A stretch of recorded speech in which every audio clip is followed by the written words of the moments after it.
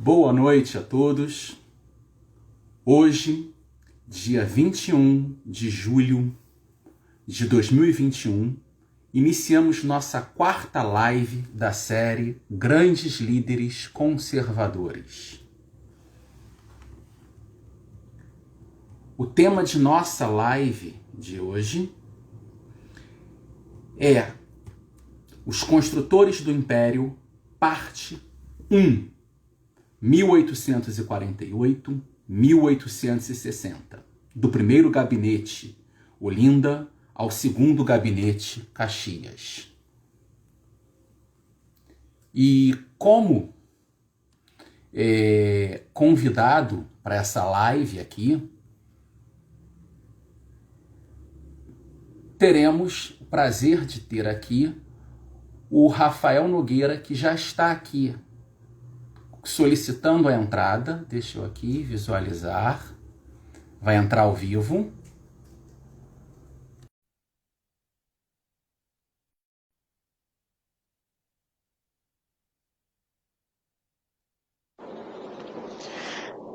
Alô, Boa noite, alô. Rafael.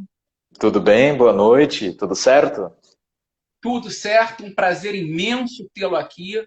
Faço um brinde a você, hoje pelo frio aqui em São Paulo, uma cachaçinha mineira, Ah, que Esp-Café. coisa boa. Bem-vindo. Eu tô com café.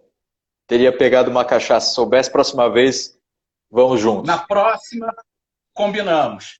E é um prazer imenso ter aqui, agradeço você pela tua participação nessa live de hoje, nesse projeto. Já falamos aqui com o Bruno Garchagen, dos primeiros ministros da era georgiana, com a Ana Paula Henkel, dos dos três grandes conservadores americanos, o Washington, o Adams e o Quincy Adams, e na semana passada com o Ricardo Vélez Rodrigues sobre o Victor Broglier e o François Guizot. E hoje, contigo, iniciamos uma série sobre o Brasil, que na próxima semana estaremos aqui com o Thomas Juliano.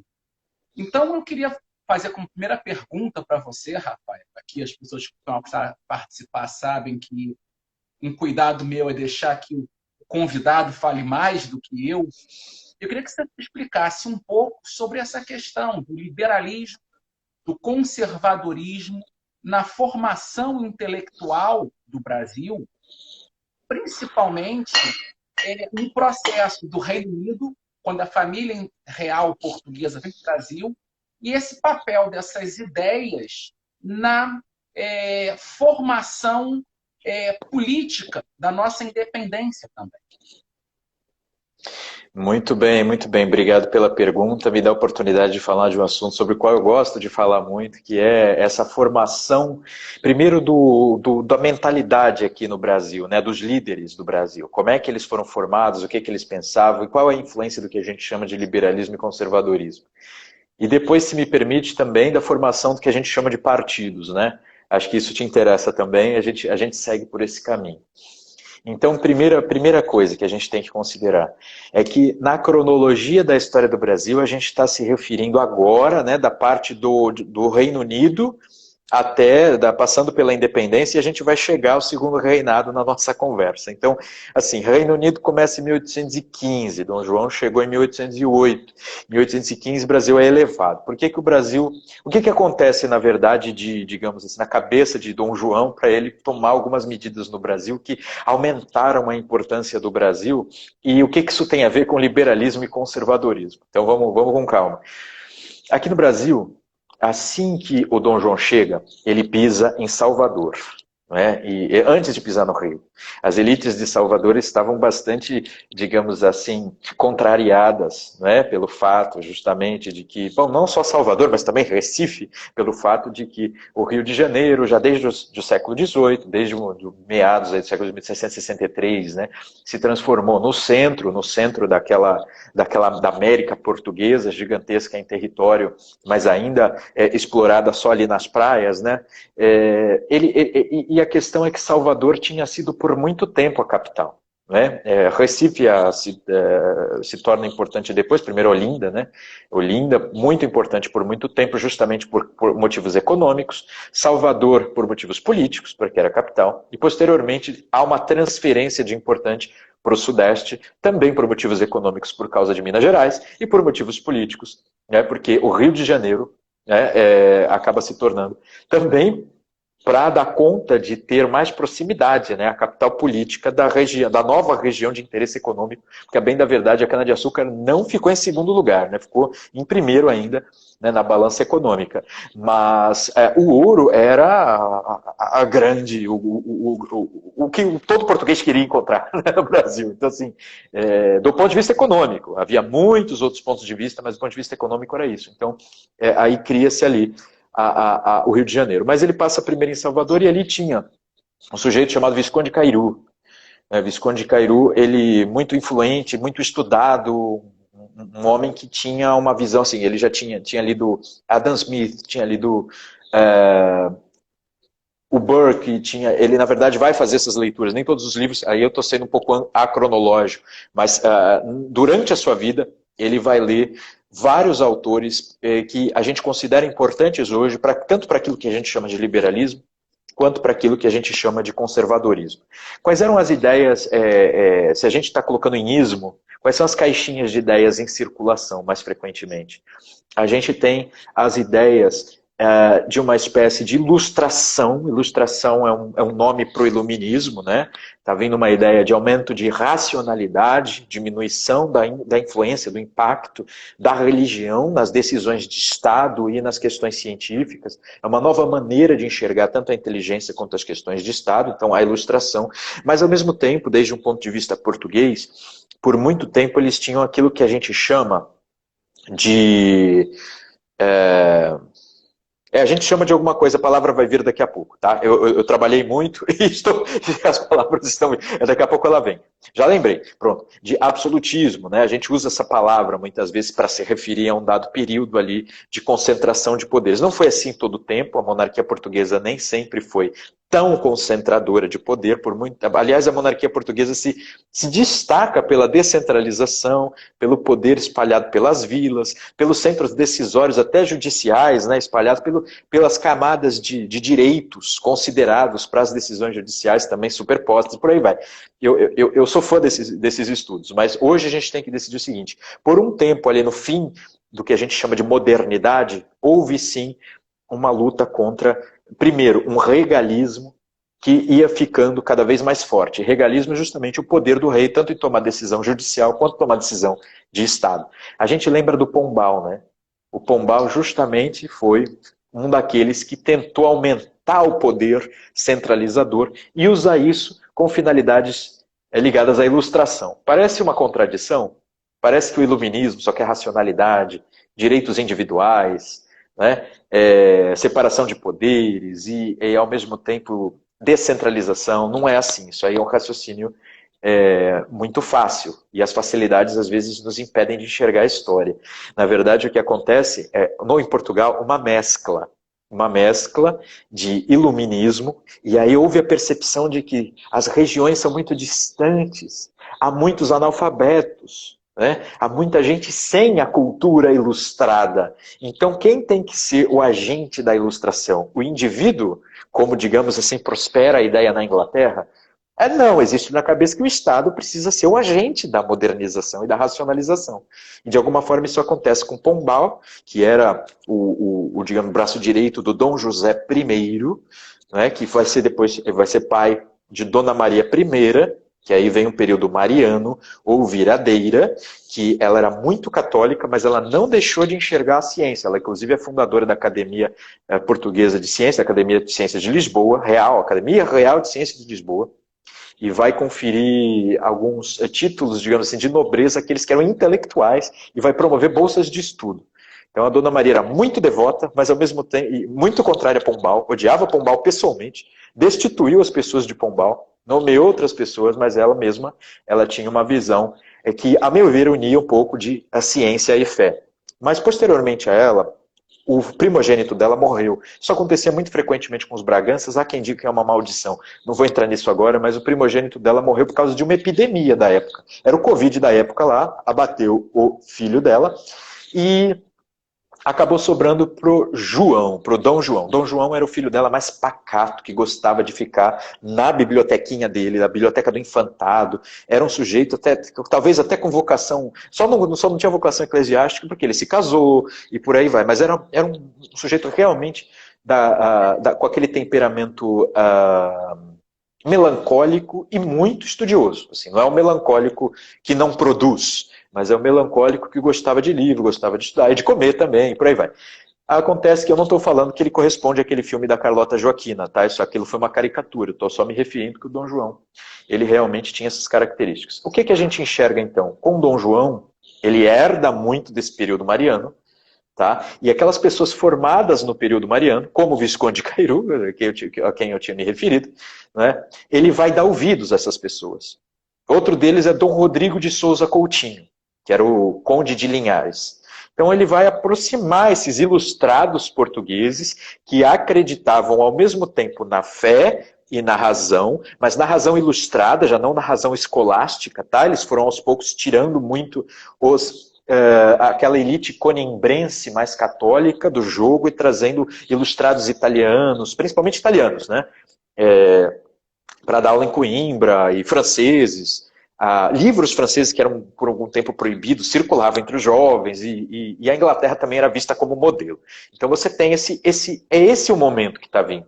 Então as linhas demarcatórias de liberalismo, conservadorismo e, digamos assim, de despotismo ilustrado ou esclarecido, que é justamente essa tendência de usar o Estado para promover a racionalização e o desenvolvimento, não é?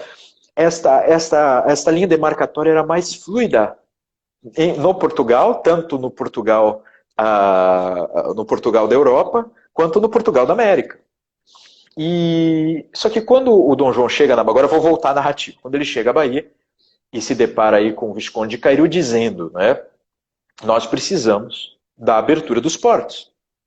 Nós não podemos manter aquele tal do exclusivo colonial, que era que a colônia realmente, tudo que era produzido na colônia antes, iria parar em Portugal, para que Portugal desse conta de fazer o comércio que bem lhe aprovesse. Aí deveria se abrir os portos, principalmente a Inglaterra, justamente porque a Inglaterra traria uma infinidade de produtos, né, ao Brasil, e ao mesmo tempo o Brasil poderia vender diretamente o seu açúcar e os seus outros produtos agrícolas à Inglaterra. E essa é uma medida caracteristicamente liberal, uma medida de abertura de mercado, né? Então existe aí uma medida também de abertura e posteriormente um ajuste tarifário que vai levar aí um longo tempo, que tem a ver com, primeiro, uma medida de amizade e paz com a Inglaterra, posteriormente o Brasil vai pegar pesado com a Inglaterra e aí a Inglaterra vai ficar brava, enfim, depois a gente fala disso. Mas no início, a visão de Cairu, ela fez com que o Brasil, ou seja, a América Portuguesa ainda, 1808, 1810, América Portuguesa, crescesse muito. Quando em 1815, o Dom João percebe que nos tratados ligados ao fim das guerras napoleônicas, né, era necessário que cada rei estivesse em seu território real ou perderia a coroa. E aí o Dom João eleva o Brasil a reino, porque ele não queria voltar a Portugal. Então ele toma essa medida, eleva o Brasil a reino e pronto. Então essa foi a sacada de Dom João. Então, por algum momento, o Brasil se transforma, essa tese da tal interiorização da metrópole, né, de Odila, Maria Odila, a metrópole que estava em Portugal e lidava com uma colônia, na verdade ela vem, a metrópole vira o Rio de Janeiro vira a metrópole, e todo o restante do mundo luso gira em torno do Rio. Evidentemente, isso vai trazer a Revolução do Porto, que é uma revolução liberal, chamada Revolução Liberal do Porto, em 1820, 5 anos depois dessa medida, em Portugal, querendo fazer o quê? Aí volta às ideias liberais. Primeiro a gente teve um avanço liberal com a abertura dos portos. Agora a Revolução do Porto quer trazer Constituição. leis, que é uma coisa que Portugal ainda estava debaixo das ordenações filipinas, que não é exatamente uma constituição, tá? São normas, são os seus 5 livros ali, regiam algumas normas gerais mesmo, o direito criminal, o direito civil, o direito canônico. Então, assim, tinham normas gerais, mas não era como uma constituição que, por exemplo, faria com que o rei estivesse debaixo da Constituição. Essa ideia de império da lei ainda não existia, algo liberal. Tá? Então surge em Portugal, no Porto e segue até Lisboa, a revolução que de fato traria o liberalismo para o mundo luso. O que acontece? Como é que o Brasil recebe isso? Com muito ânimo, como os brasileiros recebem isso, com, digamos assim, efusividade, com animação e com alegria. Até que o Dom Pedro, inclusive, diz, né, não se aborreça, certamente o meu pai vai obedecer à Constituição. E todo mundo, viva Pedro! Então ele se coloca como um liberal, deu para entender? Ele se apresenta como um liberal que defendia a Constituição, que defendia o império da lei e que, dizendo que seu pai obedeceria. Tanto que ele que se torna depois o líder do Brasil independente. Então ele era um líder ao mesmo tempo popular e debaixo de algumas ideias liberais, a saber, a ideia de Constituição e a ideia de que o povo era soberano também, tá? Não é só que o povo é totalmente soberano, mas o povo participava dessa soberania que a família real tinha. Geralmente a gente confundia o soberano com a pessoa do rei, não é isso? Porque o que é o soberano? É aquele que ao mesmo tempo é a cabeça e acima do qual não há nada senão Deus, não é isso? Quando você pensa num povo hoje, o que é isso acima do qual não há nada senão Deus? É o que a gente chama de povo, está tendo a Constituição de 88. É uma abstração meio estranha, mas é o que está, é o povo. Então hoje a soberania reside no povo. O que o Pedro está querendo dizer é que a soberania reside sim na família dele, que é uma família que cuidou de Portugal por tanto tempo, mas também no povo. Entendeu? Então ele já está dividindo a soberania. Essas são ideias liberais, sendo digamos assim, trabalhadas de uma forma para que haja ordem, ou seja, para que não haja sangue nas ruas, para que não haja violência, para que não haja aquilo que eles chamavam de democracia, ou seja, anarquia e confusão. Hoje a gente usa um termo diferente. Eu não estou usando as palavras da época para combater a democracia de hoje. Não deturpem as minhas palavras, porque eu as estou usando com responsabilidade. Tá? Eu tenho um cargo a zelar. Tá? Então eu estou dizendo que democracia na época muitas vezes significava anarquia, balbúrdia, confusão na praça pública e inclusive confusão estatal. Então eles queriam evitar essa anarquia. Então o Pedro era alguém que transigia entre as ideias liberais e as ideias de manutenção da ordem, as ideias conservadoras. Ele ficava mais ou menos neste pêndulo, tá? E ao mesmo tempo ele era alguém que ele não foi formado, né, do ponto de vista intelectual, pelas grandes universidades europeias. Então, ele foi alguém que cresceu no Brasil com seus mestres brasileiros. Ele tinha, digamos assim, uma característica de personalidade já de muita coragem, impetuosidade, vocês sabem, né, excesso de testosterona, e ao mesmo tempo ele tinha esse ânimo pelo liberalismo, mas a gente sabe que às vezes ele vai deixar aparecer o déspota por trás dessa... Então o Brasil, gente, a gente já começa essa conversa mostrando, as linhas demarcatórias não são tão fáceis de encontrar como quando a gente estuda de repente a Inglaterra. Eu próprio, Pedro, que é o filho, nesse caso do rei, que em 1816 ele passa a ser rei, não mais regente, antes era Dona Maria e ele era o regente, o que acontece? O próprio Pedro transita. Né? O Brasil não é fácil mesmo de entender. Então é assim, a gente tem que ter essa flexibilidade para a compreensão. Quem que estava se formando, além do Visconde Cairu, que se formou na Europa, quem mais? Né? Eu gosto muito de falar do José Bonifácio, formado em Coimbra. Né? A gente gosta de falar quem ajudou a fazer a Constituição posteriormente, o Marquês de Caravelas. Quem vai ajudar posteriormente a edificar o Império? São aqueles formados ainda em Coimbra, ou na Coimbra brasileira, que era São Paulo e Olinda, ou São Paulo e Recife, as faculdades de Direito, que herdaram os programas, os sistemas, inclusive o pensamento de Coimbra. Essa visão, não é minha, é do professor José Murilo de Carvalho, né, que está no livro dele, Teatro das Sombras, que indica que os coimbrãos, os formados em Coimbra, traziam ao mesmo tempo os pensamentos, digamos assim, liberais racionalistas e iluministas, mas um pensamento também estatal. Eles sabiam que eles iam ser parte integrante da engrenagem da burocracia, então eles acreditavam que os portadores dessa ilustração deveriam ser aqueles que estariam à frente da máquina do Estado. O Brasil tem muito a ver com isso até hoje, né? Até hoje existe, é claro que quando a gente faz comparações de séculos atrás com hoje, tem muito anacronismo nisso, mas eu estou me referindo mesmo à confiança de que um líder político e a sua burocracia bem entrosados e encaminhados farão com que a máquina trabalhe para resolver todos os problemas. Isso, por um lado, é uma crença, por outro lado, é a nossa realidade. Então tem esses dois lados, né? Então é isso, é assim que eu começo, tá, o Alex, a discussão. As ideias tinham vindo para cá, principalmente pelos formados em Coimbra, tá?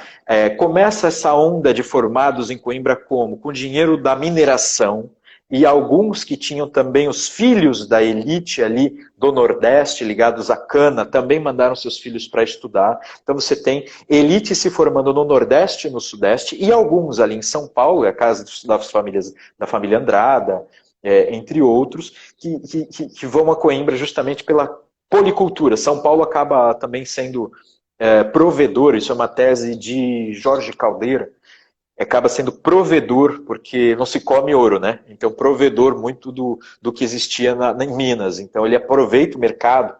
Os antigos bandeirantes viram tropeiros e acabam entrando nesse mercado da policultura ligada ao alimento. Só depois é que o café vai prosperar em São Paulo. Mas nesse momento é isso. O pai do José Bonifácio era ao mesmo tempo um funcionário público e um agricultor, não é agricultor, mas era um chefe de fazenda aí que alimentava no verbo correto, mas ele aproveitou a onda desse mercado interno, tá? Então o mercado interno que já estava bem pujante, com a mineração, o mercado interno de Minas estava maior que o de Nova York, na época, evidentemente.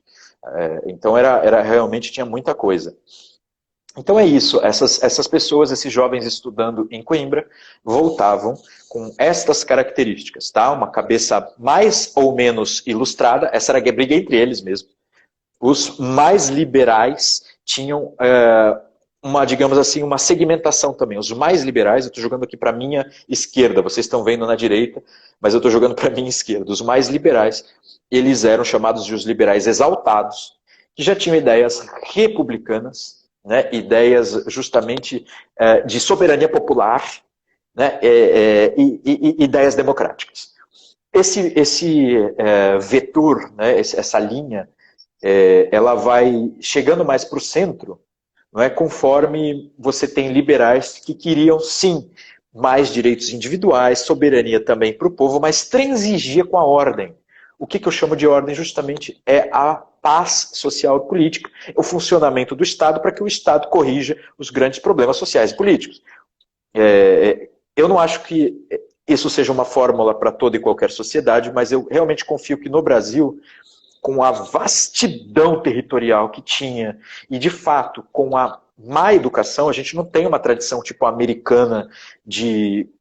o período sobre o qual a nossa querida campeã de vôlei falou, Ana Paula, é um período no qual havia 1% de analfabetos nos Estados Unidos. Né? No mesmo período havia no Brasil 1% de alfabetizados, menos até. Então é muito diferente.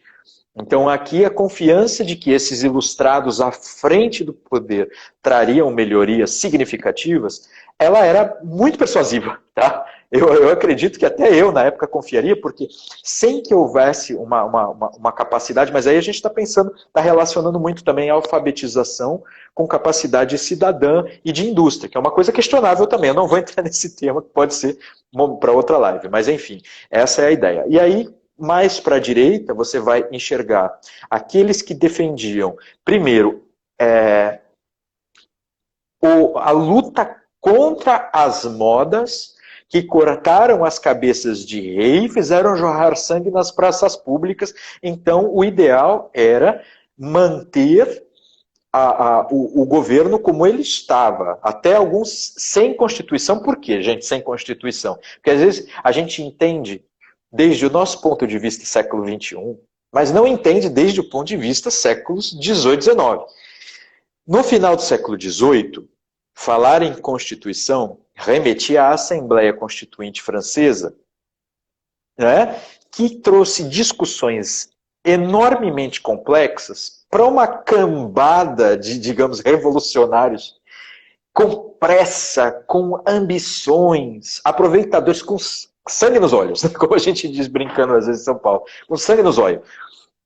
E eles acabam aprovando uma Constituição medonha, né? A primeira jacobina lá, que dá tudo errado. Então, assim, falar em Constituição, para algumas pessoas era falar o quê? Na possibilidade de tudo aquilo que eu disse que eles queriam evitar, de sangue em praça pública, derramamento de sangue real e de confusão, não de estabilidade. Então, esses conservadores também eram contra a Constituição em alguns momentos. Outros conservadores, digamos assim, mais moderados, eram favoráveis à Constituição desde que houvesse uma superposição de soberanias, não que a Constituição, digamos assim, humilhasse o rei, né, por causa simplesmente da vontade, digamos assim, da vontade geral, que é um termo russoniano. E aí, quando a gente vai ver mais à direita, você vai ver os que o Bonifácio às vezes chamava de corcundas, a gente hoje usa reacionários, aqueles que justamente estariam a favor de uma espécie de manutenção do absolutismo, que nem era o tradicional em Portugal. Ele tinha menos até ilustração e mais uma visão de absolutismo. Não é que um lado é conservador e outro é liberal. Acho que o conservadorismo e o liberalismo estão próximos aqui. Ó. Eles estão perto do meio. Quando vai muito para a direita, deixa de ser conservadorismo, começa a virar outra coisa. Quando vai muito para a esquerda também. Eles chamavam de liberais exaltados, mas chegava a ser jacobino, entendeu? O negócio ficava, né, uma coisa um pouco diferente. Quando o conservador, aquele que queria a ordem, ou seja, ele queria a inteligência, a melhor inteligência entre as pessoas que se ali estavam, para que houvesse o melhor do Brasil, assim como o liberal. Só que aí tinha crenças mais federalistas, do lado liberal, crenças mais descentralizadoras, crenças mais ligadas à maior fatia do poder nas mãos dos cidadãos e do povo. E aqui havia crenças um pouco mais, digamos assim, vamos deixar esse processo mais lento? Né? Menos federalismo e mais concentração de poder, vamos fazer também com que haja uma espécie de elite mais capacitada à frente. Não só pensar em povo, em eleição, mas numa espécie de aristocracia, ou seja, Conselho de Estado, Senado vitalício, para que houvesse aristocracia, as pessoas que são as donas, quem responde pelo Brasil. Não é? Então as famílias, a família real imperial, os aristocratas, a pessoa que defende que haja dono, porque se ninguém responde, né, também tem isso, se ninguém responde por nada, é de todos ou não é de ninguém? É uma pergunta que eu tenho até hoje. Essa coisa é de todos, mas é de todos, e quem responde? É uma coisa bem difícil mesmo. Responde quem está eleito no momento, mas quem está eleito no momento pode ser preso, vai vir, é uma coisa muito confusa. Tá? Agora eu fiz o meu anacronismo, vocês me perdoem, eu vou fecha essa janelinha aí do meu anacronismo e voltemos à nossa linha para eu responder a primeira pergunta do caro Alex. Então é assim que eu enxergo, eu posso estar errado, mas é assim que eu enxergo, digamos assim, a variedade ideológica lá no início, né, no final, digamos assim, no período do Reino Unido, no contexto ali da formação vinda de Dom João, Reino Unido principalmente e independência. Isso não era partido ainda, né, Alex? Isso eram grupos, facções, afinidade. Não era partido como a gente diz hoje. Mas a palavra partido vai aparecer mesmo antes de ser algo mais próximo do que a gente chama hoje. Então, se vocês lerem que o Partido Conservador, ali no contexto da independência, fez tal ou qual coisa, gente, era um grupo de afinidade ideológica. Não tinha estatuto, assembleia interna, né, não está previsto em Constituição. Então, assim, começa como grupo de afinidade. Tá? E muitas vezes essas pessoas vão mudar de ideia. Tá? Tem uma clássica que a gente fala daqui a pouco, mas a pessoa que está num grupo de afinidade, ele vai achar que é melhor estar no outro. Isso vai acontecer com muito mais facilidade do que quando você está filiado a um partido, mas isso também pode acontecer. Então, esse acho que é o início. Não sei se eu te respondi, mas comecei aí a nossa conversa. Rafael, foi brilhante e você conseguiu nessa primeira resposta tua. Você falou, eu lembrei, voltei no tempo, tanto nas minhas aulas na UFRJ, com Francisco Calazans Falcon, José Murilo de Carvalho e Arno Velli, meus 3 grandes mestres em História do Brasil, quanto lembrei muito das preocupações do meu finado mentor Antônio Paim. E nesse ponto, quando você fala de que esses partidos não eram, de fato, constituídos, e algo semelhante ao que acontece na Inglaterra, eu já queria te passar para o segundo ponto, te perguntando sobre essa questão dessas forças políticas, que a gente chama de partidos, tanto no primeiro reinado quanto na regência, e como elas acabam dando origem ao nascimento do Partido Conservador. E eu, como um defensor de um conservadorismo bem verde e amarelo, estou trocando aqui a cachaça por algo que nós temos que... quando me perguntam o que conservar no Brasil, uma delas eu digo, festa junina. Então, estou aqui num quentão para lembrar a festa junina, que é uma tradição popular muito rica da nossa cultura brasileira, e podemos aprender muito da história do Brasil pela festa junina. Mas eu queria, da tua parte, ouvir um pouco essa tua visão desses grupos políticos, em especial, como eles levam à formação desse partido conservador na época da regência, que vai perdurar por todo o segundo reinado. Maravilha. É muito legal falar contigo, Alex, que você faz as perguntas que também me interessam para estudar. E às vezes eu não tenho oportunidade de falar sobre isso em outras ocasiões. É porque justamente a formação do Partido Conservador é algo muito interessante. Primeiro eu concordo com você com festa junina, mas, e não misturem na cabeça, a formação do Partido Conservador não se deu numa festa junina. Mas eu também concordo com você que as festas juninas, inclusive eu tive na maior do Brasil, que é em Campina Grande, na Paraíba. Eu não sou dos caras mais animados, eu vou te confessar, eu gosto, eu tive lá para comer, eu sou o gordinho que gosta de ir para comer. Então eu fui lá, vi as pessoas lá dançando e pulando, saltitando, e eu estava à procura do melhor salgado, do melhor doce e do quentão. Mas eu gostei muito dos meus amigos do... Você, que em festa junina, tempo de escola, o papel que eu fazia na festa era do padre, que não tem que dançar quadrilha, ensina no começo e pode ficar na barraca pescando e bebendo. Muito bem, eu não era tão esperto, eu dançava um pouco, mas olha, Alex, a festa junina é muito legal, foi 2018, eu acho, lá, com o pessoal do Instituto Borborema. Mas voltando ao nosso assunto, a fase chamada período regencial, ou as regências, é a fase, digamos assim, de maior instabilidade, né, de todo esse período imperial. Eu não sei se da história do Brasil. Por quê? Instabilidade. Porque o Brasil podia ter se dissolvido, deixado de existir, para existir alguma outra coisa ali. Foram 9 anos de enorme instabilidade. Deixa eu contar para vocês como começa esse período regencial. A gente tem o primeiro reinado de 1822 a 1831. Em 1831 existe a abdicação de Pedro I.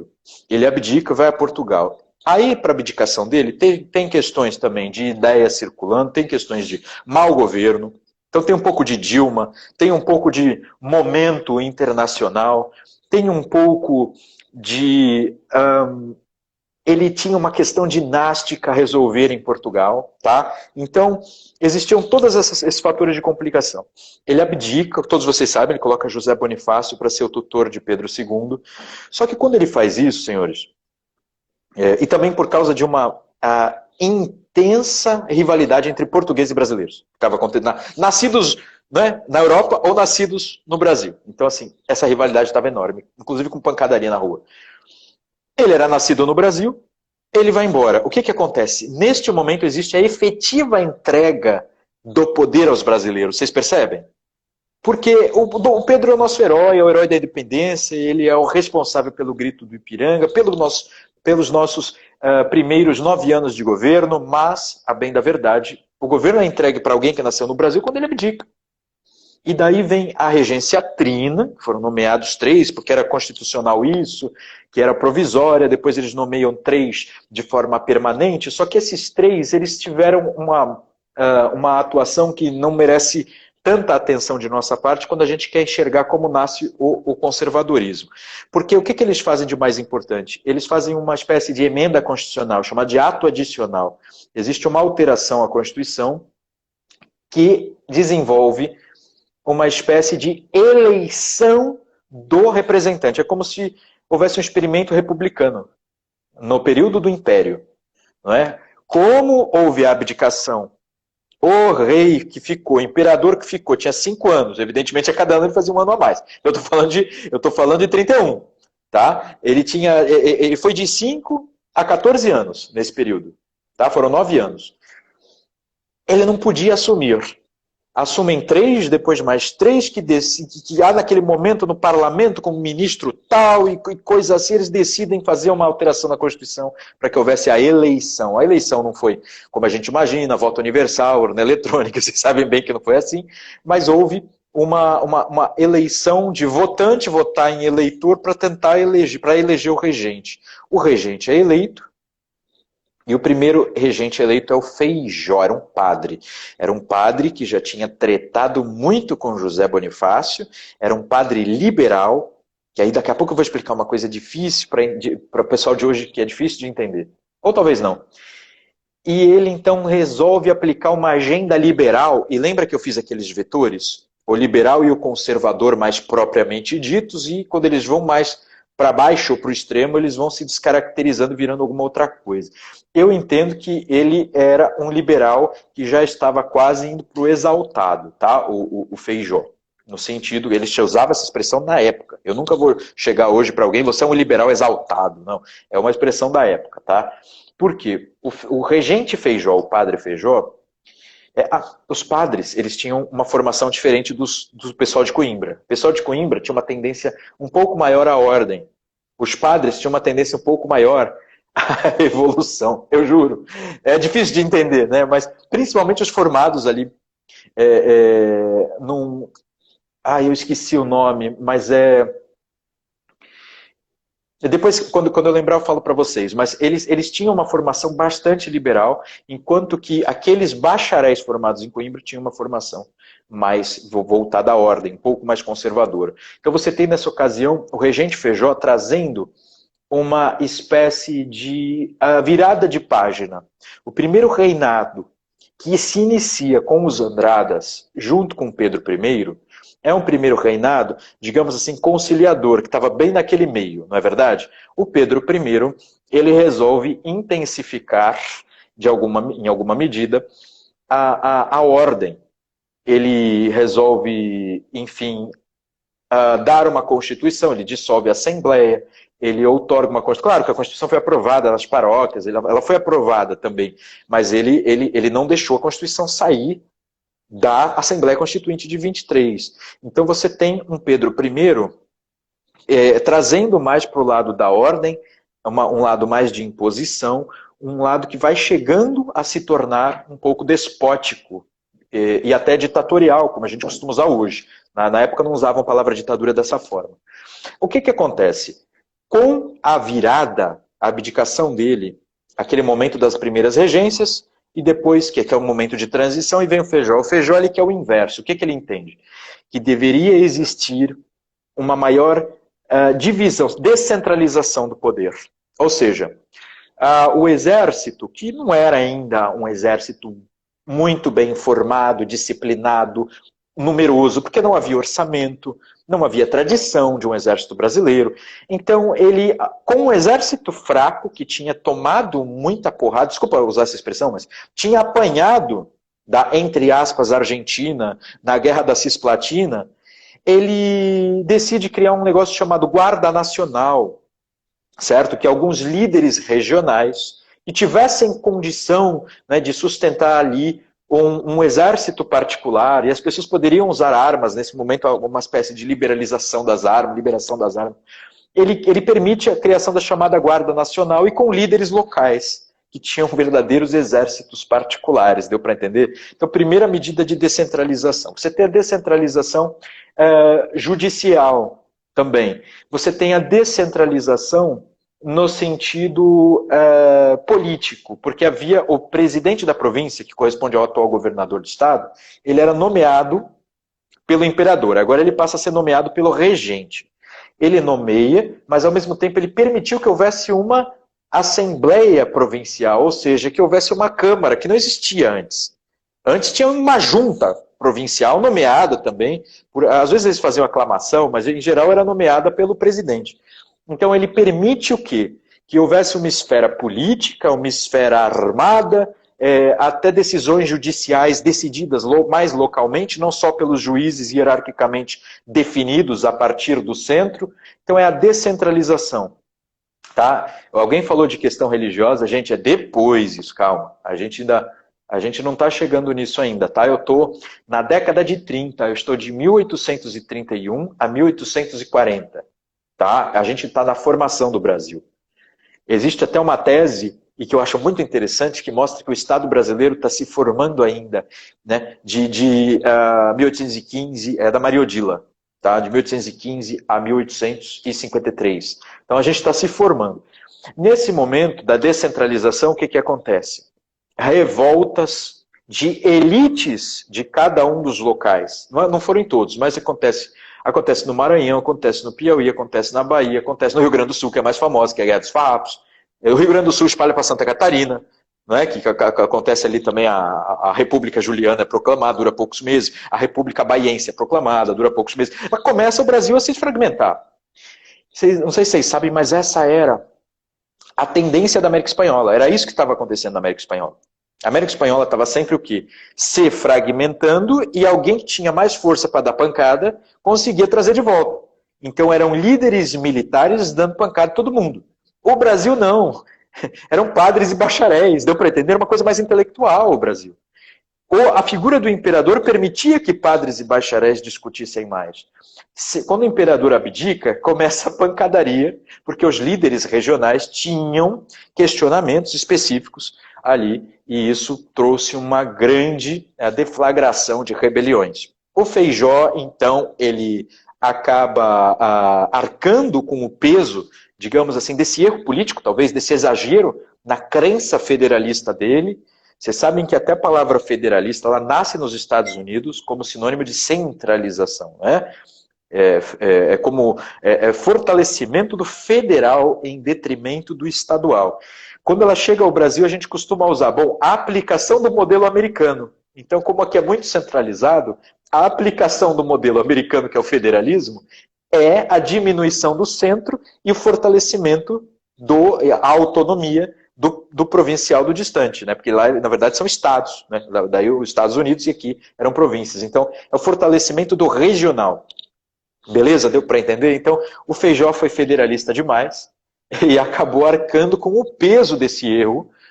O Brasil quase se esfacelou e daí vem de volta, não é? No caso aí, o Araújo Lima, ele é eleito regente, que é inclusive o futuro Olinda, né? Ele é eleito regente e ele acaba trazendo uma ideia que vai aparecer na cabeça de um dos antigos líderes liberais. Existia um liberal, assim, muito inteligente, muito ativo, muito poderoso, que era o Bernardo Pereira de Vasconcelos, que inclusive nasceu no mesmo dia que eu. Claro que eu não nasci lá no século XVIII, mas ele nasceu em 27 de agosto. Então, assim, ele era um liberal, e aí ele percebe o seguinte: o liberalismo ele está realmente transformando o Brasil num não-Brasil. Ele está destruindo o território. Você sabe que quando o Brasil fica independente, o Brasil era o país com o maior território do mundo. Do mundo. Não tinha nenhum país com um território tal. Então, assim, o Brasil se esfacelando, ele ia virar realmente um conjunto de republiquetas. E nem conjunto, né? Cada uma republiqueta separada e militarizada, como se fossem os jagunços da América Espanhola. Com todo respeito, jagunços não é a palavra correta. A palavra correta daqui a pouco me vem à cabeça, mas o Alex pode até me ajudar. Caudilhos, os caudilhos, né? Que eram realmente militares, tentando manter as suas unidades políticas mediante uma maior força militar. Então o Brasil está passando por essa fase. O Araújo Lima, então, ele, ainda sendo conhecido como liberal, ele traz uma reviravolta, tá, conservadora, que é o movimento do regresso. O que é o regresso? Vamos diminuir toda essa descentralização e vamos voltar a tomar mais decisões no Rio de Janeiro. Então, como é que se faz isso? Diminui a força das decisões das assembleias provinciais, tudo bem, diminui as decisões, claro, todas essas questões políticas iam ser diminuídas, mas no fundo é você ir dar mais porrada também. Você tem que vencer essas rebeliões. E vencer essas rebeliões de um modo inteligente. Não era também só, como faziam os espanhóis, criar guerra aqui, guerra ali. Era entender quais são suas demandas e verificar se era possível absorver as demandas para o império, para que houvesse de fato uma unidade. Então existe algo de persuasão e algo de luta armada, que o Bernardo Pereira de Vasconcelos ele traduz assim, ele diz: fui liberal, agora sou pelo regresso. Né? O que é o regresso? É voltar ao estatuto de unidade que o Bonifácio tinha conseguido. É como se ele voltasse à velharia, aos velhos líderes, aquela ideia dos velhos líderes. Vamos manter, o Bonifácio dizia, esta peça majestosa, né? Unida. Então é isso que o Bernardo Pereira de Vasconcelos faz. Vocês sabem que ele vai ter uma atuação ainda mais para frente, também muito importante para a ideia nacional, para a identidade nacional. Tá? Mas aí ele, em 37 principalmente, é o ano em que ele vira um líder e o Brasil começa a regredir. Diminui o federalismo e aumenta a centralização. Naquele momento, eu também seria conservador nesse sentido, senhores. Porque o Brasil estava perdendo a oportunidade de ser esse império enorme. E um império enorme com amplas discussões, tá? Jurídicas, amplas discussões em vários sentidos. O único problema aí é realmente a questão da manutenção de algumas questões que são problemáticas, mas isso a gente contextualiza, a gente tem que entender na época também. Bem, dito isso, Alex, a gente sabe que o regresso é, no fundo, a semente do Partido Conservador. São aqueles que entendem que para que haja uma manutenção do Império do Brasil, para que haja ordem, disciplina, para que haja, digamos assim, uma transmissão para as gerações seguintes do legado da independência, seria preciso que houvesse um imperador forte, não é? Que ainda nem são eles que vão fazer o golpe da maioridade, tá? Havia conservadores no tal do clube da maioridade, mas nem é conservador que vai fazer, eu explico depois, mais um momento em que o Brasil é difícil de entender, é complexo demais. Mas assim, eles queriam fortalecer o império, o centro que é o imperador.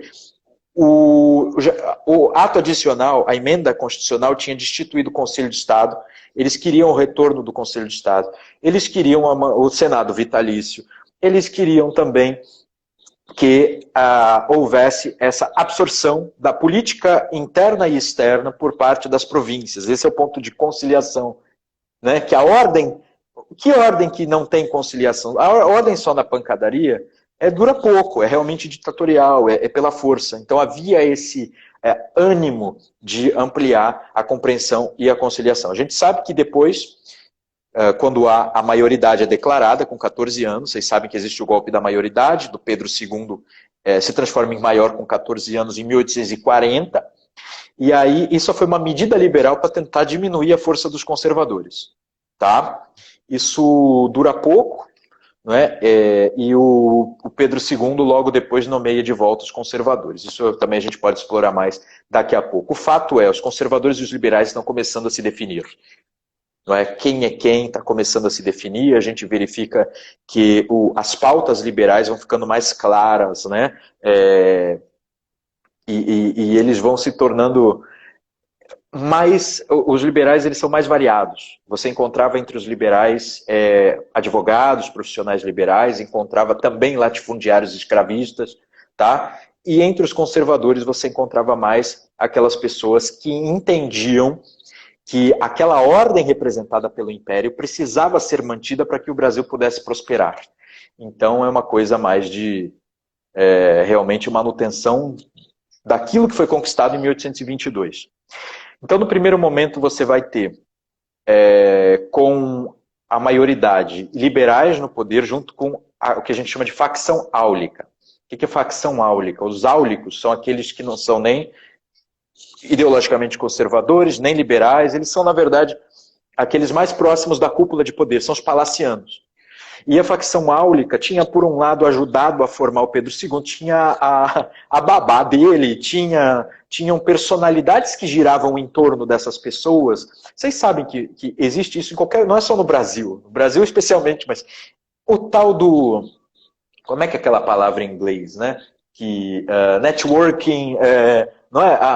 As amizades com as pessoas que têm importância, isso faz diferença no poder. Então, as pessoas mais próximas do poder eram os áulicos. Então, o Pedro II, nesse momento dos 14 aos 18 anos, então você vai ter até 44, ele está tentando se livrar de todo mundo que quer torná-lo títere, um joguete.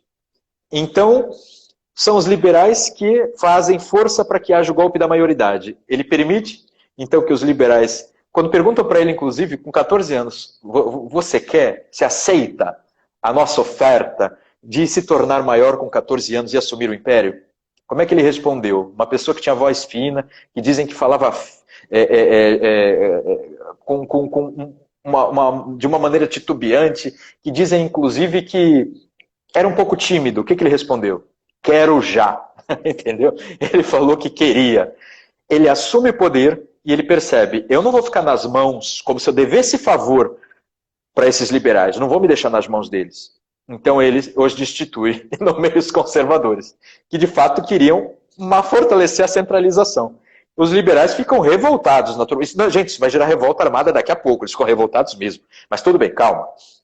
Os liberais ainda vai ter uma eleição. Eleição para quê? Para a formação da Câmara. Havia eleições constantes, eleições para formar o parlamento. O parlamento, evidentemente, é uma instância muito importante de todo o império. Porque era um império que, repito, dividia a soberania. O imperador não era o soberano único, ele dividia a soberania com o povo. Como é que o povo toma parte nas decisões? Essa é a parte republicana do império, né? Ele toma parte por meio do parlamento e da burocracia, né? Dos âmbitos decisórios.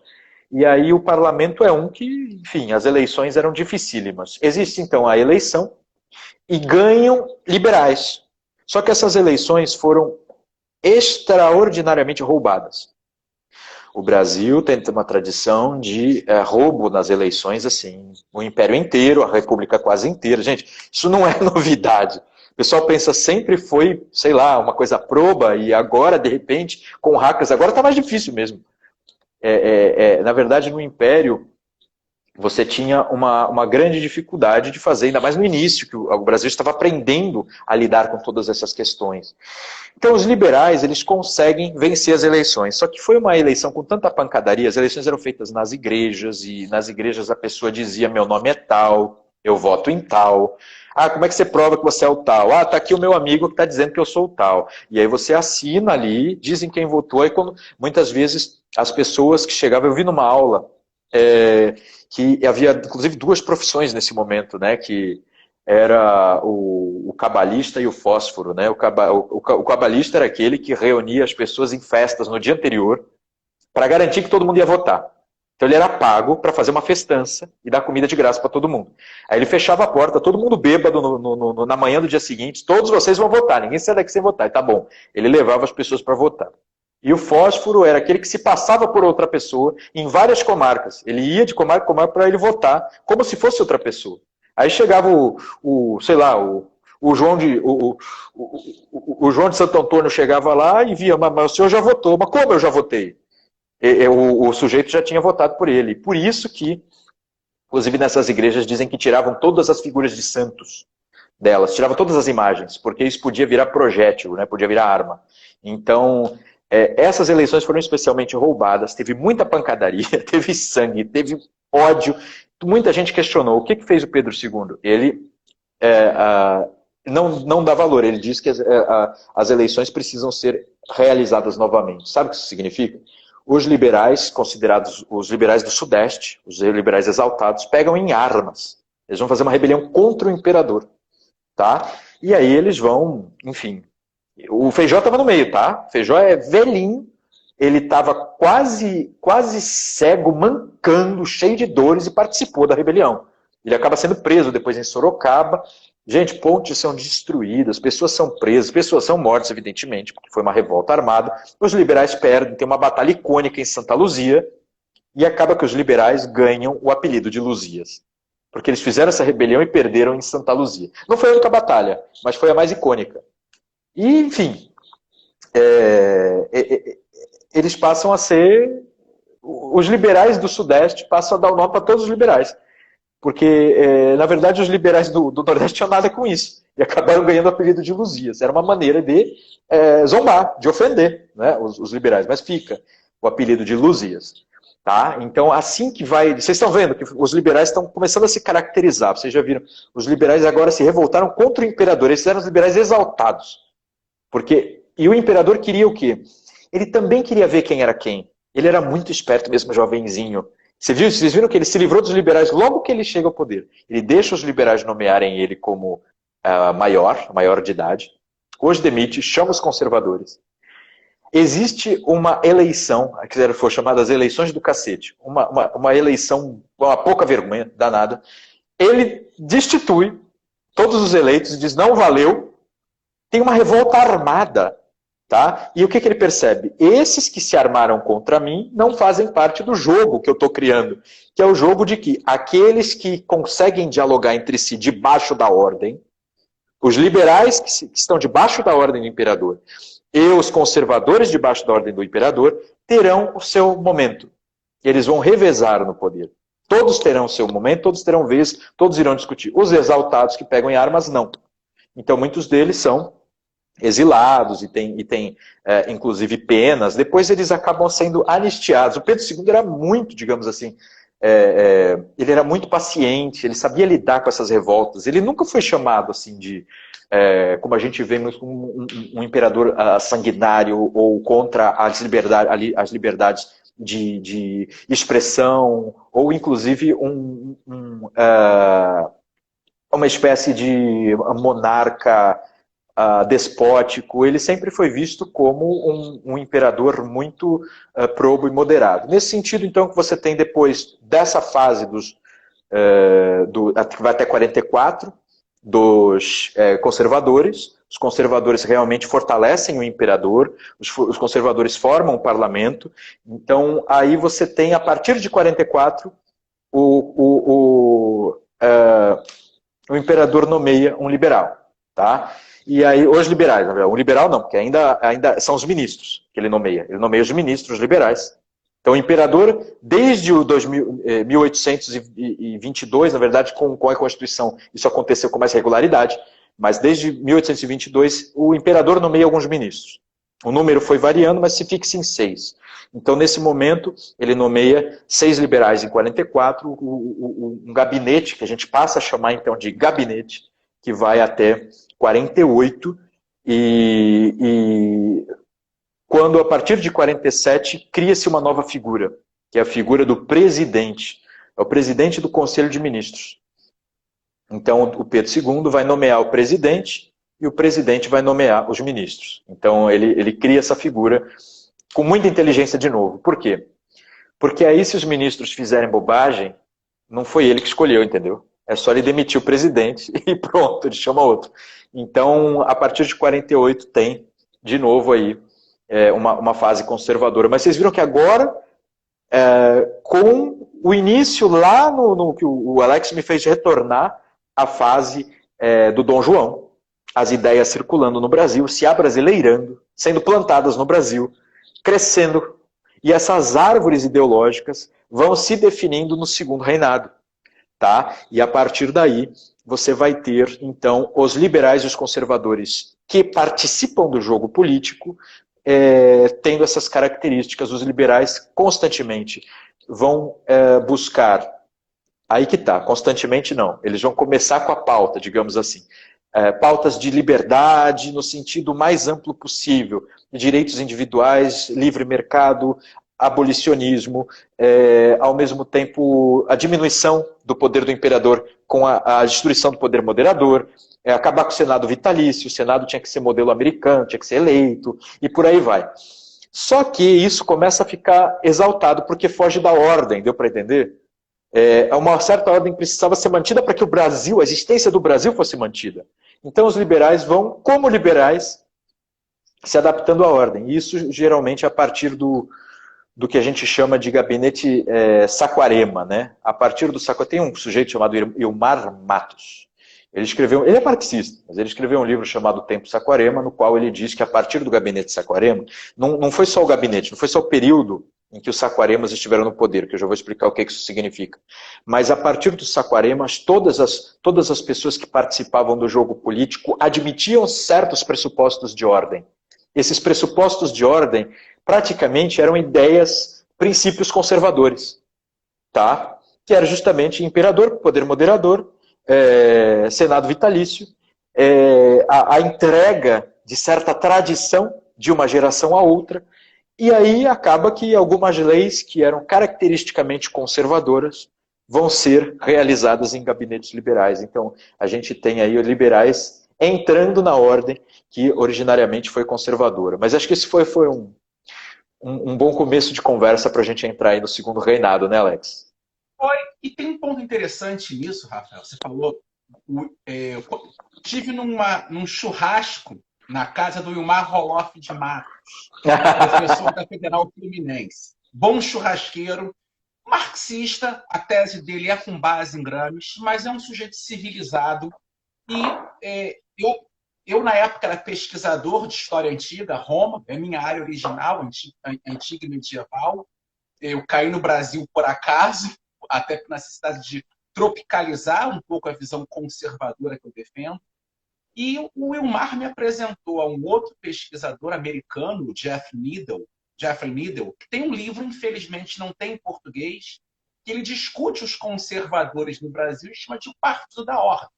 Então, acho que essas discussões são interessantes e que muitas vezes faltam aos conservadores brasileiros um melhor conhecimento. Eu sou um apaixonado por Roger Scruton, Russell Kirk, só que o Brasil tem suas especificidades e se nós tentarmos trazer um conservadorismo inglês ou americano de uma forma artificial para o Brasil, não vai funcionar. E é por isso até que eu tenho feito toda segunda-feira uma série de lives sobre esse livro aqui do Kirk, uma live conservadora. E entre os dias 16 de agosto e 6 de setembro, vou estar trabalhando essa formação do pensamento conservador. De certo modo, essa tua live de hoje é uma antessala para preparar as pessoas para isso. E eu vou estar dia 16 de agosto com o Marcos Boeira, dando uma visão geral. No dia 23, eu estou contigo para a gente focar no Cairu, mas também no Bonifácio. No dia 30 de agosto, eu vou estar com Cia Rodrigues para discutir um pouco das bases liberais desse nosso conservadorismo. E, finalmente, em 6 de setembro, com Otávio Piazzotti para discutir Bernardo Pereira de Vasconcelos. Essa figura icônica, esse leitor de Burke, mas esse grande pragmático. E, de certo modo, eu lembro aqui das minhas aulas com o Zé Murilo, até fiz um trabalho de final de curso para ele, sobre o famoso livro do Ação, Reação e Transação. Sim. Justiniano José da Rocha. Justiniano José da Rocha, nascido em Paris. Exatamente. E um discípulo de outro que nasceu em Paris, que é o Visconde de Uruguai, que é um grande arquiteto desse nosso Império Brasileiro. Então, a gente está aqui já chegando quase no final.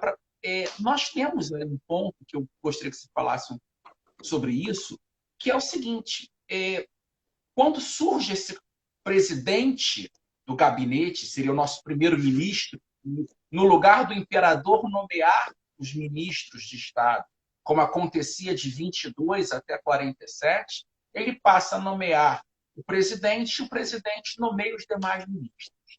Começamos isso com essa hegemonia dos liberais, mas em 48 nós temos o primeiro gabinete do Marquês de Olinda, e que acaba tendo a grande década, dura mais que uma década, mas essa primeira década conservadora, a década Saquarema, a primeira década, que é com o Olinda, começa em 48, depois o Monte Alegre, o Itaboraí, o grande gabinete da conciliação, o Paraná, o primeiro gabinete Caxias, o segundo gabinete Olinda, o gabinete Abaeté, o gabinete Ferraz, e encerra em 61 com o segundo gabinete Caxias.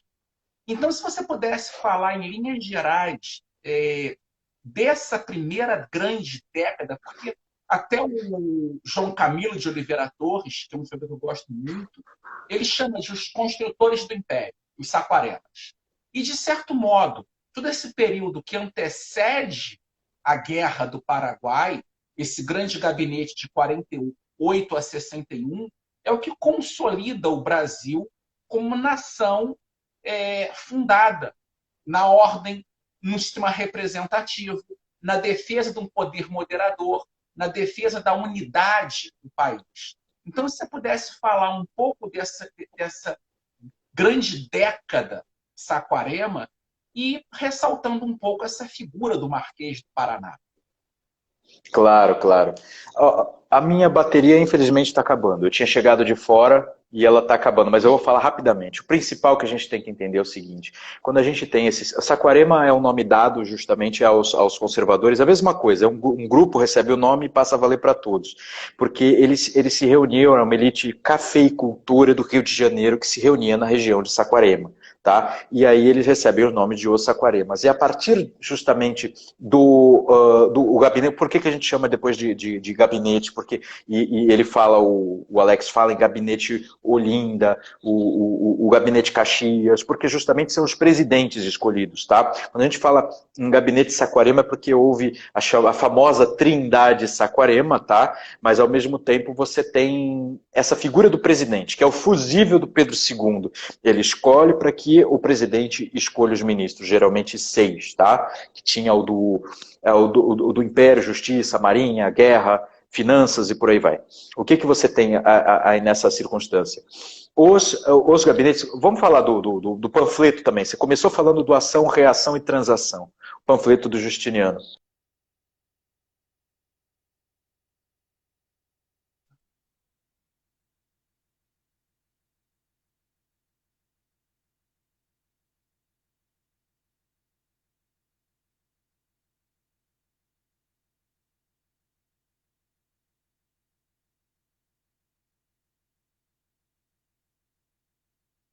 Acho que o Rafael ficou sem bateria. Congelou a imagem dele.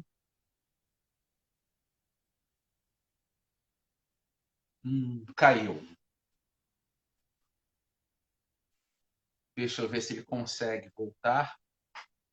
Mas eu aproveito nesse meio tempo para convidar todos que estão aqui nos acompanhando para a live da próxima segunda-feira, às 21 horas, com o professor Gustavo Santos, falando sobre o capítulo 12 do livro A Mentalidade Conservadora do Russell Kirk, trabalhando com autores como Irving Babbitt, Palmer Moore, Jorge Santayana, a ideia do conservadorismo crítico.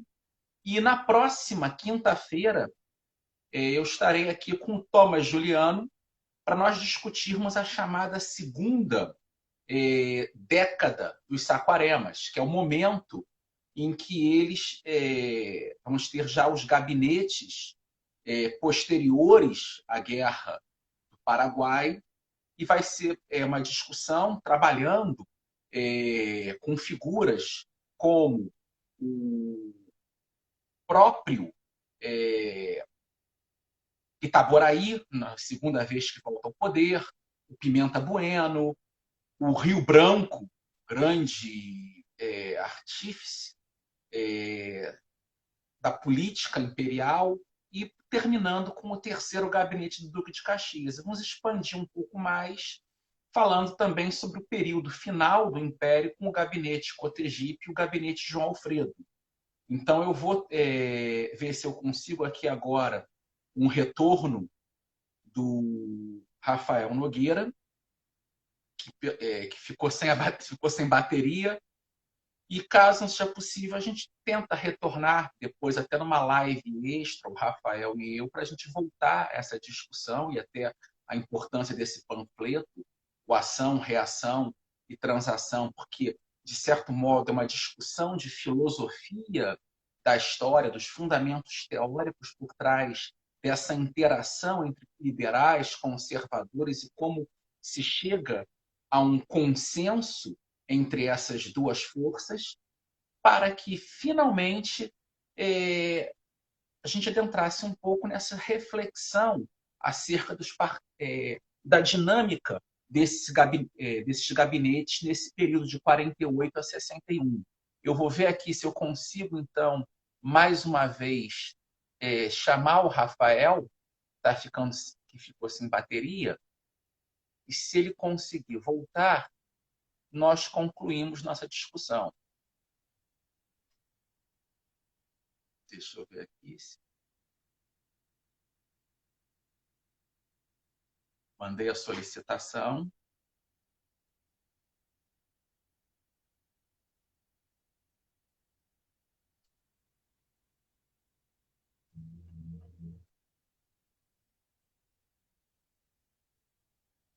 Deixa eu ver aqui. Sim.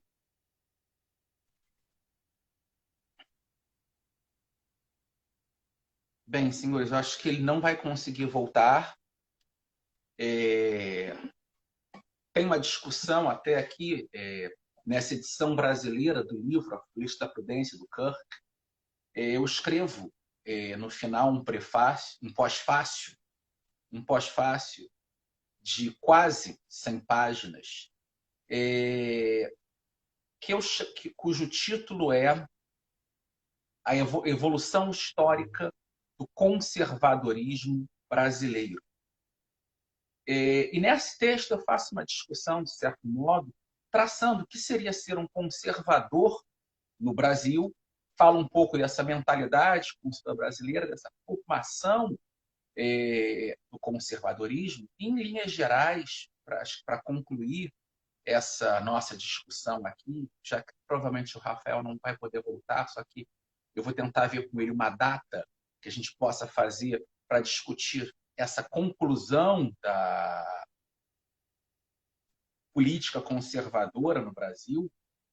Eu diria que esses autores conservadores brasileiros, eles foram profundamente influenciados pelo pensamento teórico desses grandes autores liberais, conservadores, estrangeiros, em especial os liberais doutrinários franceses, figuras como Benjamin Constant, François Guizot, mas também tinham muitos leitores de Burke, de Adam Smith. Então, essa ideia de que o Brasil é um país atrasado, eu acho que a gente não pode se prender a isso. O Rafael está voltando, que bom.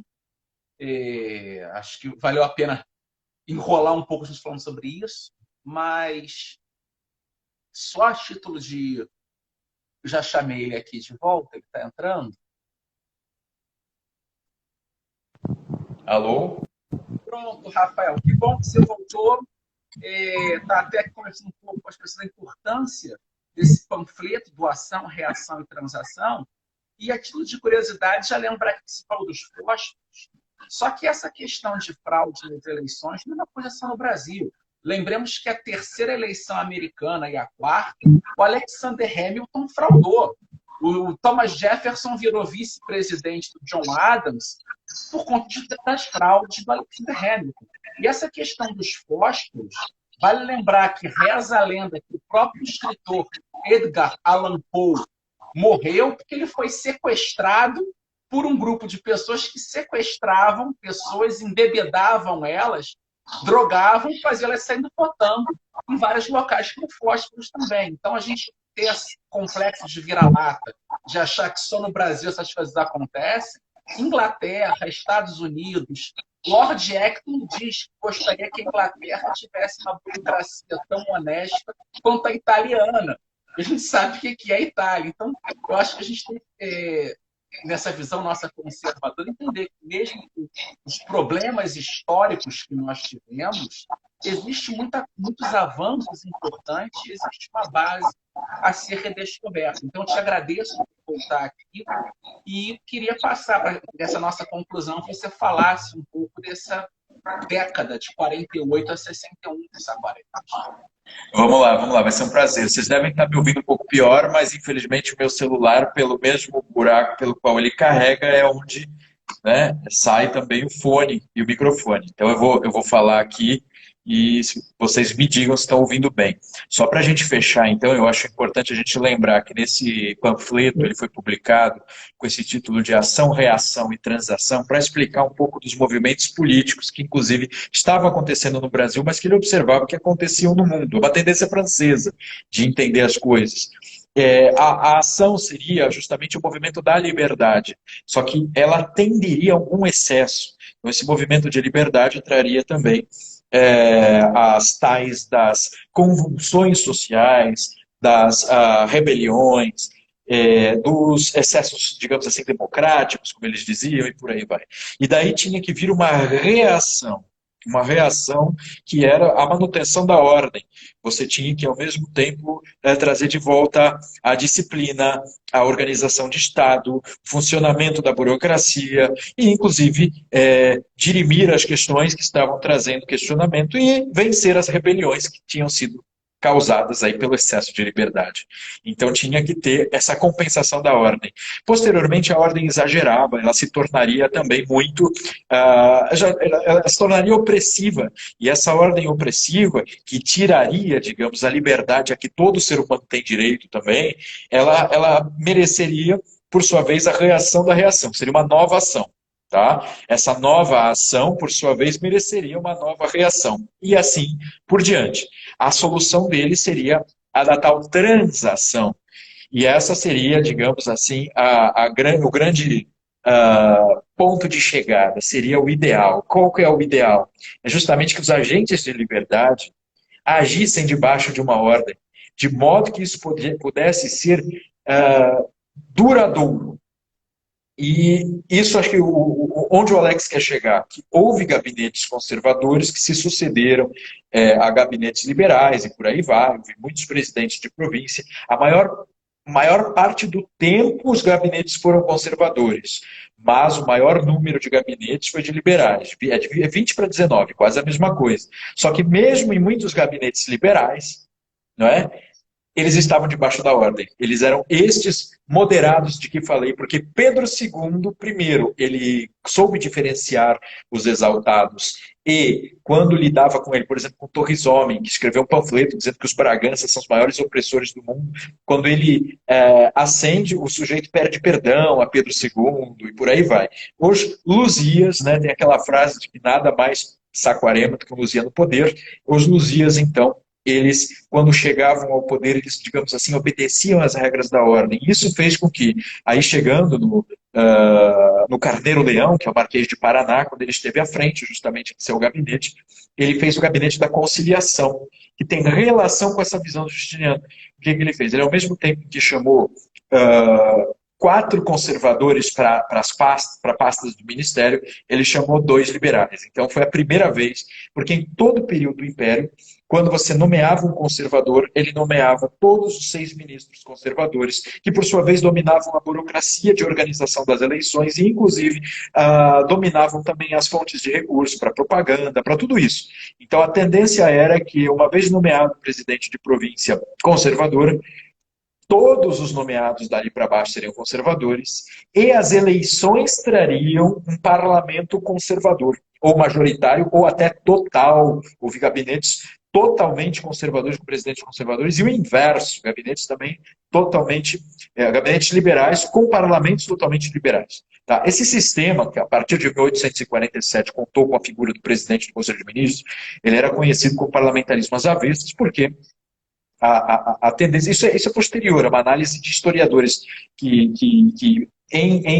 tentando encontrar categorias para definir, viram que, em tese, na Inglaterra, o primeiro-ministro se define pelo voto, porque uma vez eleitos, aquele que tem a maioria, que é o líder da maioria, ele só vai ter, digamos assim, uma espécie de beneplácito da rainha ou do rei, dependendo do momento. E no caso do Brasil, não era assim. O eleito pelo imperador é que aquele que o imperador nomeava para selecionar os ministros é que, no fundo, daria o tom ideológico do parlamento.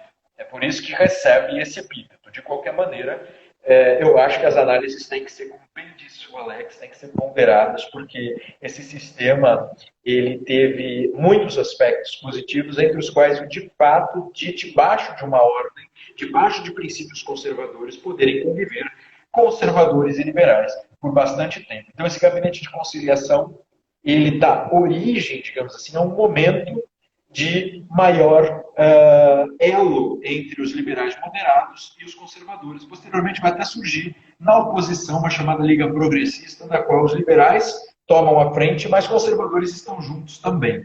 Então, eu acho que é mais ou menos essa a conclusão. Para a gente analisar gabinete por gabinete, claro, precisaria de muito mais horas, de mais tempo, mas, de fato, os conservadores nas regências, foram aqueles que conseguiram manter o Brasil sendo Brasil até 1853, quando a gente tem justamente esta conciliação, né, é que a gente vai chegando aí à estabilização do Estado brasileiro.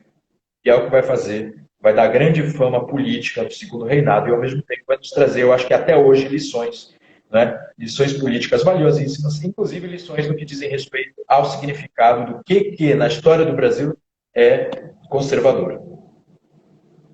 Não, é interessante isso que você falou, e que a figura do Carneiro Leão, o Honório Hermeto Carneiro Leão, o Paraná, só teve um presidente de gabinete que ficou mais tempo do que ele no poder, que foi o Visconde do Rio Branco. O Paraná chega ao poder em 6 de setembro de 53 e é substituído em 3 de setembro de 56 pelo gabinete do Caxias, o primeiro gabinete de Caxias. E é interessante que foram 2 anos, 363 dias esse gabinete. E é durante esse gabinete, que termina em 56, que o Justiniano publica esse panfleto em 55. Então eu vejo, até uma coisa que, num trabalho de final de curso, da disciplina que eu fiz com o Zembrino de Carvalho, eu utilizei esse panfleto como meu trabalho, porque eu via um reflexo do ideal do gabinete da conciliação nesse panfleto. E aí é um ponto interessante. Na figura do Justiniano, Visconde do Uruguai, não vem primeiro a teoria e depois a prática. Muito da nossa teoria do império ela é escrita com base na prática. Então, não é um ideólogo no gabinete pensando. E até um ponto importante de uma live tua, alguns meses sobre a independência, você falou. Nos Estados Unidos, os papéis eram importantes, mas no Brasil existem símbolos muito maiores e o papel acaba sendo um reflexo daquilo que se deu antes na realidade. Então, eu queria te agradecer aqui muito, Rafael, pela tua participação. Espero você na nossa próxima live, aí já na segunda-feira, na série, para a gente falar do Cairu e também das pessoas em volta dele, Bonifácio, Caravelas, e passo para você as palavras finais de consideração tua. Espero fazer outras lives contigo, um prazer imenso. Parabéns pelo teu belíssimo trabalho, tanto no campo acadêmico como historiador, e aí eu volto a dizer, um dos meus sonhos como editor é publicar um livro teu, é ser teu editor. Eu acho que você tem muito a deixar para a posteridade nas tuas pesquisas, mas também parabéns pelo teu trabalho prático como professor e como um grande restaurador da memória brasileira na Biblioteca Nacional.